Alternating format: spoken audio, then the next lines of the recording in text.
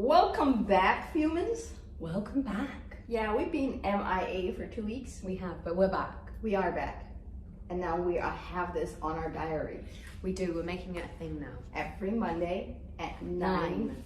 And you guys will get it released on Monday. Woo! Woo, woo, woo. The same Monday. That's what I thought. Some Monday. Some. Hey, look, we're still here creating content, doing it, and we still enjoy it. We still love it. We still do. We love a chat. We do love our chats. So what are we chatting about today? Well, we know we got a lot of people butt hurt a few weeks ago when we talked about women empowerment. Apparently that's a sensitive topic for a lot of men these days. Yeah. And then just casually yesterday, something happened. Yeah. What happened, Gabby? So I saw a tweet. Sarah, if you're listening, thank you for your tweet. She's just replied back to me this morning. I haven't got back to her yet. And she shared a tweet, basically said, I'm going to read it just because I think it was a great tweet. One sec. While she looks for the tweet, I will entertain you by just the sound of my voice. Right, here we go. So here's the tweet. One sec. God give me the confidence and balls of the 3 men who invented a really shit, unnecessary period product and brought the business to market. Now, when I saw that, I was like, what the hell is this? What product is this? Look into it, okay? You think about the year that we've all had, right? It's been a super tough year. 2020 had some real moments. Mm-hmm. And you're thinking, what business idea can I come up with, to really help women? This is by a man, okay? Mm-hmm. Mm-hmm. 3 men, actually, sorry. What product can I come up with that's really going to help women? I don't even know how to really say this, but they came up with the concept of period gloves. Yep, I'm still like, Like, we're both females. Have you ever needed that product? No. I mean, the first idea is that they ask women. I mean, I think we can all say no. Because I don't think a woman has a problem with her own period. Scientifically speaking, they didn't even do their research because periods are not dirty. So the blood that comes out during a period is not dirty blood where you need to be like, squeamish and wear gloves. You're not going to contact the coronavirus from your period blood. Let's put it that way. But what do you mean? If I touch the period blood, maybe I'll become the period. I mean, that's such a man fear. It's a man fear. Of course. The fact that it came up, and that's why I loved her tweet so much. I'm going to tell you a funny story. Okay, go for it. That has exactly to do with this man fear. When I was a teenager, I have a niece and nephew who were very close to age with me.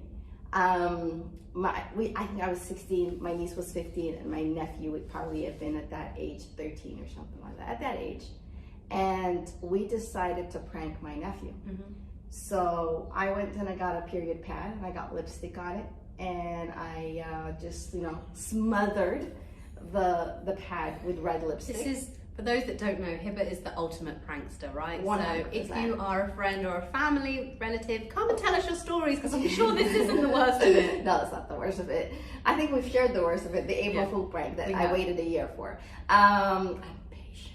Okay. So anyway, he was annoying us. He was just constantly annoying us. And I said, okay. And I kept telling him, I'm on my period, leave me alone. As an excuse, that's a women excuse that we use. Like, leave me alone on my period, i.e., I'm going to lose my shits if you keep on being fucking annoying. And he wouldn't. So I wasn't on my period. I was just using it as an excuse. So I went inside, I got the pad. Did it look legit though? If you were a woman, you knew it wasn't legit. If you were a man who has period fear, right, you would freak out. So anyways, he comes and I'm like, I told you. And I put my hand like right in my belly button and I do like, and as if the pad just magically flies out. And all he sees is a red pad, and I start chasing him. And he's running. And my dad was sitting, and my dad actually heard us conspire while we were conspiring. And my dad was reading his book, and he was pretending like this commotion was not happening in front of him, and he was trying to keep a straight face. And my nephew was like calling on to the gods, calling on to everybody exactly to help him. And I'm like, I'm gonna get you. And he's like, I'm gonna hit you. And I'm like, go for it. You try. I'm gonna slather this all over your face. And now my niece is from the other side blocking him, and he's like running. And while he runs past me, I managed to just raise his arm. Now, if you know anything about lipstick, if you go and you try to rub lipstick, what happens is that it smudges even more. Yeah. And he went to wash it. He was at tears at this moment. He goes and he washes it, and he comes like out. hysterical cry. Yeah, he was in tears. And he comes out, he goes, "You guys are disgusting. This thing does not rub off." And I'm like, "That's periods for you."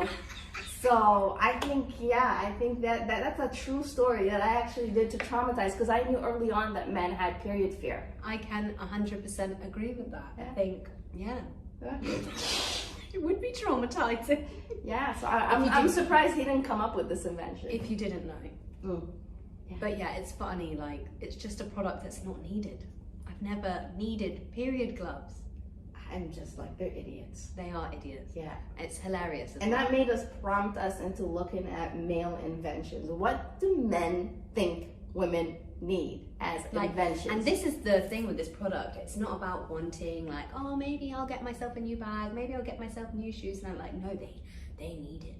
And the thing that really annoyed me about these gloves as well was they're pink. Yeah, that's the same thing that annoyed me. Oh my God. I was like, yes, we definitely need pink. Because we don't want them to be red, because then obviously you wouldn't see what the color is. But if they're pink, it's like, you're a girl. Yeah, so I feel girly and Barbie-ish. Yeah. So so I still feel cute even though I have to pull my tampon out. Yeah. So that's an absolute epic fail of a no product. And also the final thing on this, the thing that really annoyed me was it was promoted by a brand called Clue, which is a period app. So it's all about periods and like women learning about periods. So I'm like, what are you doing telling women they should be using these things? I don't think a woman's ever kind of like touched her period, but I'm like, oh my God, I need to like de-infect myself. Don't get me wrong, like when I was much younger, when I first started getting my periods were mental. Like I used to have crazy periods. I used to have to take tablets. I used to not be able to leave my bed for days. Like it was that bad.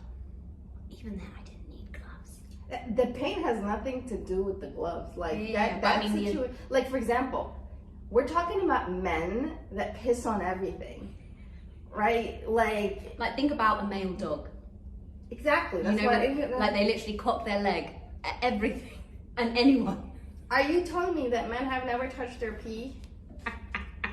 Right? I mean, most men don't even wipe themselves after they finish the toilet. And that's like a male fetish to pee onto somebody. So if you want to come over and then come and tell me that I need gloves for my period, you need gloves for everything. These are the same people that don't want to wear condoms. Yeah, it's true. Moving on. So we did a little bit of research. Yes, the conversation then went on and I was like, right, and you said, why don't we try and look and see what other products men have made, but bad products, right? Yeah. But I found a list that literally was like all the amazing products that men have made. Can you guess any of them that are on there? Definitely something to do with makeup or making women look pretty. So this list that I found, there's 15 products, so I'll quickly run through them and let's see if you're shocked by any of them. Okay, let's go. Okay. Dry shampoo. That's a good one. Okay. We love dry shampoo. Conditioner. I mean, why do only women need that? But okay. Mascara. Told you, something to make women pretty. Lipstick. Here's the comment. Sanitary pads. Oh. The pill. Of course they invented the pill. Of course, because they don't want to wear a condom. Handbags. Handbags. Tights. Tights. Tampons. The bikini. Breathe. The Thigh Master. What's a Thigh Master? You know that weird thing one. Oh my God, to work out your inner thighs. Hair dye. I'm already like nauseous. Liquid foundation. Face powder. And then a number one. Can you guess what number one is? No. High heels. But let's just look at the list of what women invented. Right? Because they saved worlds when they invented one of the products, but all these products are literally to do with your body or keeping you sexy. Vanity. And then the hygiene stuff. So you need to look pretty and clean. Basically, that's pretty. That's our standards. We just have to look pretty and that's clean. Your tagline. As long as you look pretty and clean and do everything in your power to stay that way also. And then I just want to look at the marketing behind that, because I mean, the first man that came up with the lipstick needed some marketing that every woman today does not feel pretty unless she has some type of makeup on. We all have like this face and body dysmorphia because we've been conditioned to look a certain way. So I would like to know how they sat there and conspired that, because it is a conspiration. You know, they conspired that. They sat together and they were like, okay, so we need women to wear red lipsticks. We need women to feel uncomfortable in 6-inch heels. So we need to market sex and sexy, and that they'll be desirable for men. Yeah. Do you remember that movie, How to Lose a Guy in 10 Days? Remember, you know, the scene where they talk about the diamonds, and they're like, diamonds make you feel this, diamond, like, and that's what's happened in every single room when it comes to marketing for women, right? Yeah. We want to make you feel a certain way, so even though it might cause you pain, like high heels. I hate high heels. Oh my God. I hate them. I had to wear high heel 2 weeks ago to go to court, and then it took a while. We were there for an hour. I was sitting the majority of the time. I walked out of court. I took off my heels in the parking lot, and then I walked barefoot to the car, and everyone's like, you couldn't wait to the car. I'm like, no, I couldn't, it hurts.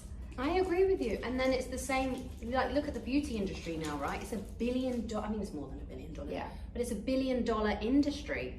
I mean, we're both sitting here wearing makeup today, like, every woman basically does it. Every woman, I think so. And I mean, like, we are at least, like, we're not into the heels and the handbags and all that kind of stuff. I've never really been, like, maybe back in the day, like when I was young and I didn't know any better.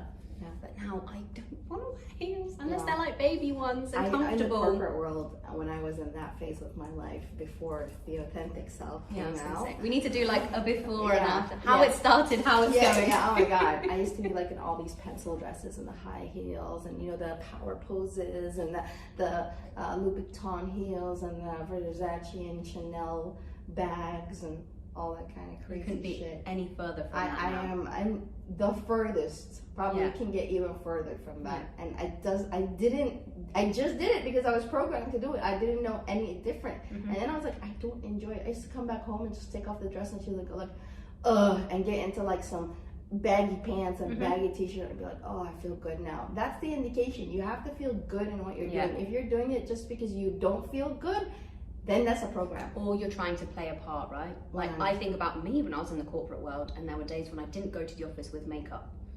And I used to have so many people say to me, oh, Gabby, are you sick? Always. They'd always, just because there's no mascara, and I'd be like, really, guys, come on now. And it was always from a man. Yeah. So I'm going to be well behaved today, because nothing I have to say is going to be very nice. It's going to sound like bleep, bleep, bleep, bleep, bleep, bleep, bleep, bleep, bleep, bleep. But I also want to say there's no disrespect to the women that obviously love to dress up, because I'm here for it. Like, if you want to serve me, like, I think about Scandal. What's her name? Olivia Pope. Oh, the queen.